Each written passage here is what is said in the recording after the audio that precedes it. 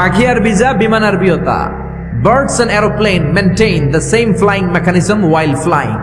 পাখি এবং বিমান যখন আকাশে উড়ে একই সিস্টেমে উড়ে, পদ্ধতি একটাই। এজন্য আল্লাহ পাখির দিকে নিদর্শন দিয়ে ইঙ্গিত দিয়ে বললেন, পাখি নিয়ে কি তোরা গবেষণা করিস না?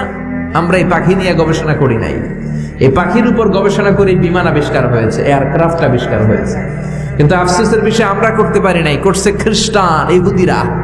দুই ভাই উইলভার রাইট অর উইল রাইট 1903 সালে তারা পাখি নিয়ে গবেষণা শুরু করলো। পাহাড়ের মধ্যে শুয়ে শুয়ে খালি ছবি আঁকে, কেমনে পাখিটা ডানা মেলে, কেমনে ডানাগুলো ঝাপটা মারে, কেমনে টেক অফ করে, কেমনে নামে। গবেষণা করতে করতে করতে করতে দুই ভাই প্লেন বানায় ফেললো। সুবহানাল্লাহ বেটা না। তবে এখনকার মতো এত অত্যাধুনিক প্লেন না, ছোট্টখাট্ট প্লেন, কিছুক্ষণ উড়ে আবার ধপাস করে পড়ে। বানাতে বানাতে তারা পৃথিবীর প্রথম প্যাসেঞ্জার প্লেন বানালো ফ্রান্সের এক শহর